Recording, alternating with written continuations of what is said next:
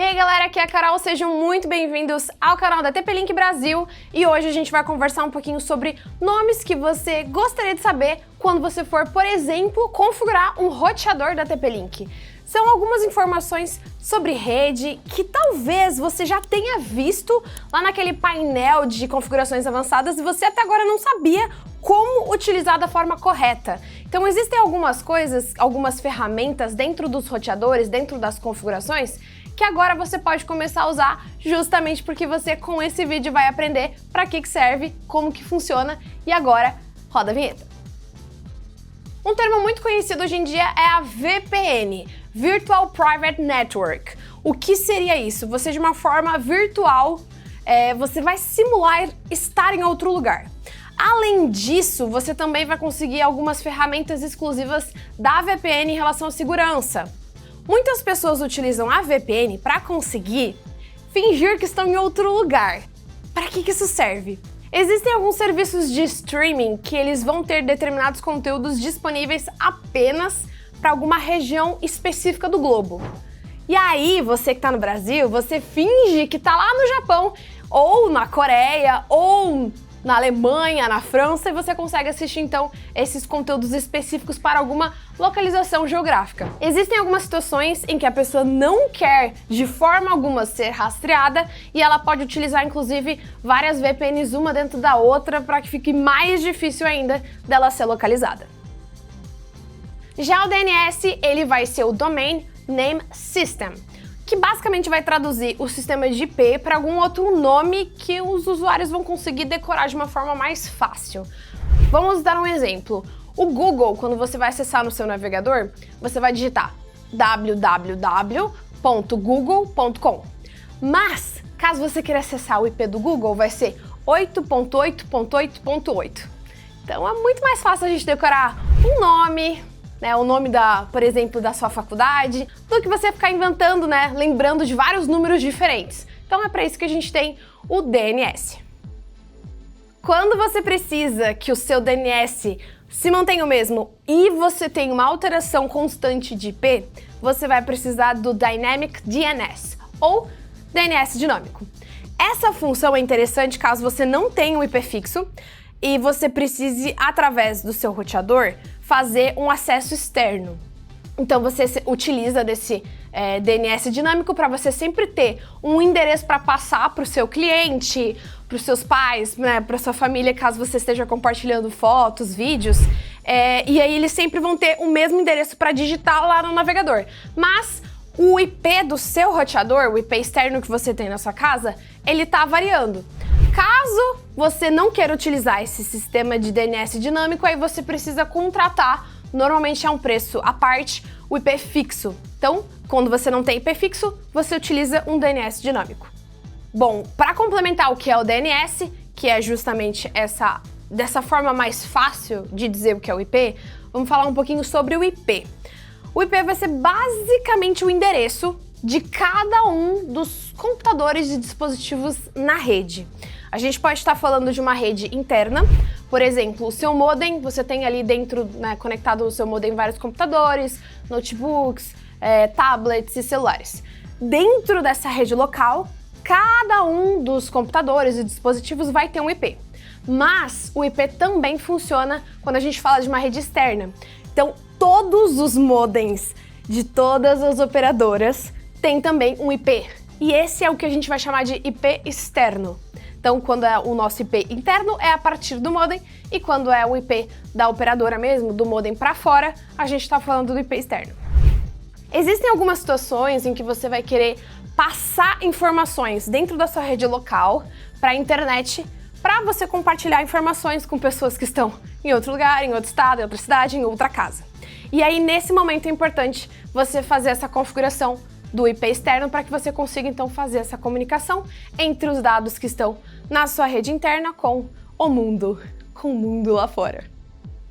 Existem várias situações em que você pode encontrar a informação do MAC, e aqui a gente não está falando da MAC Cosmetics, a gente está falando, na verdade, de um endereço, uma informação fixa de cada um dos dispositivos.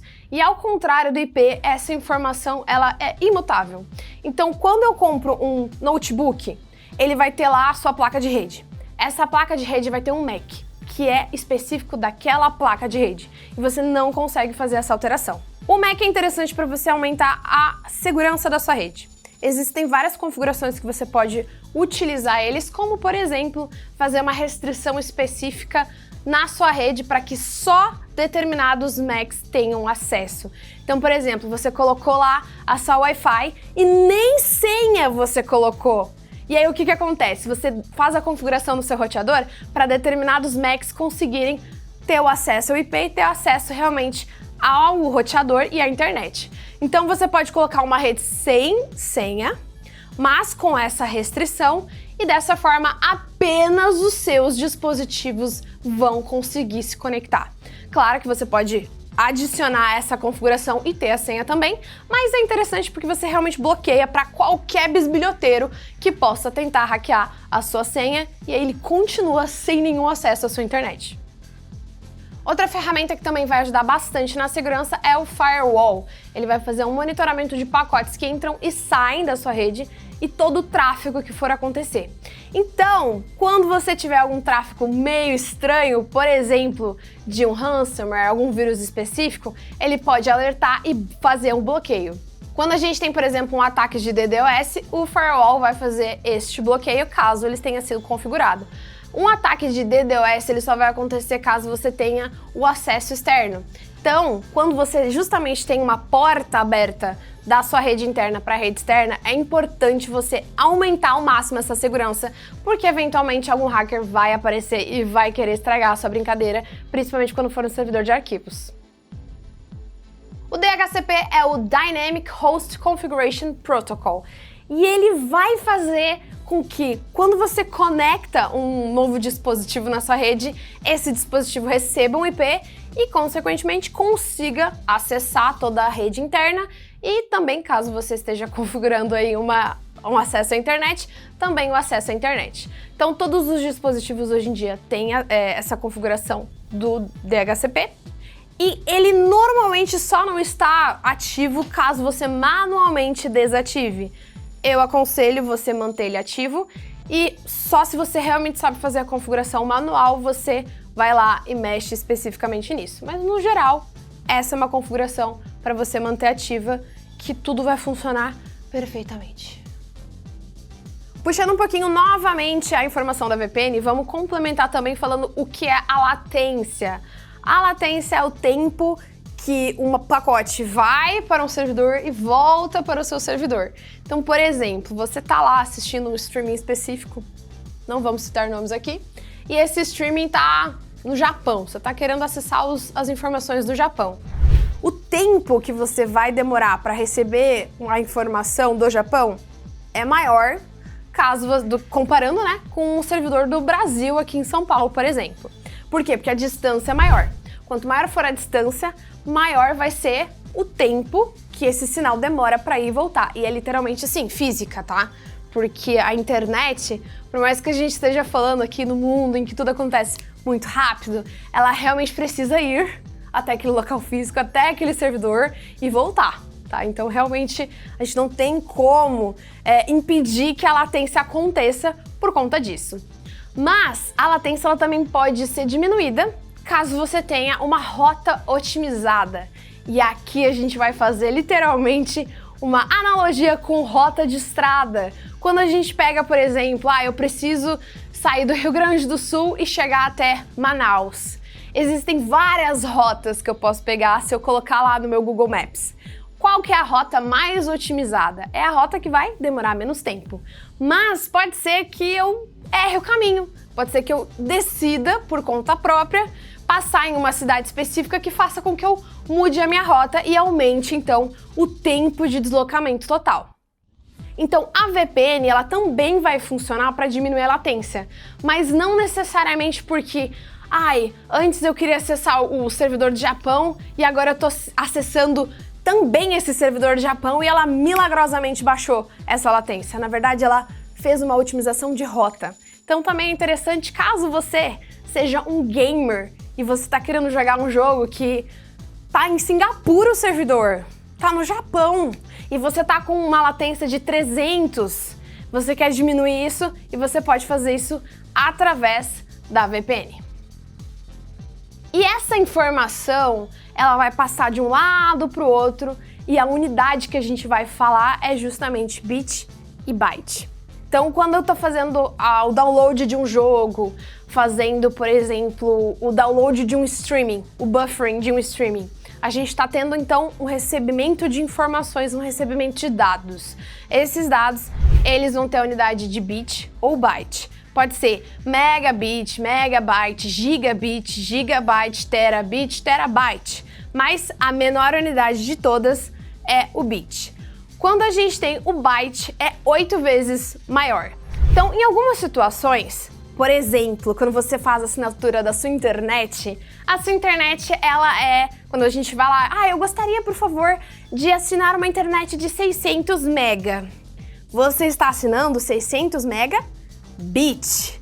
E bit é a menor unidade. Aí você vai lá na sua Steam, vai baixar o seu jogo favorito e o download não passa de 70 mega.